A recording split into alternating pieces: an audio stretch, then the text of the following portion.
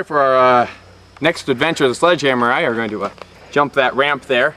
Our trained team of technicians, Nate and Zach here, have went over the bike and tightened all the nuts and bolts. So I should be good. They also added this lovely flag. They said it added to the character of the bike. I'm just hoping it doesn't impale me. Well, let's give her a go.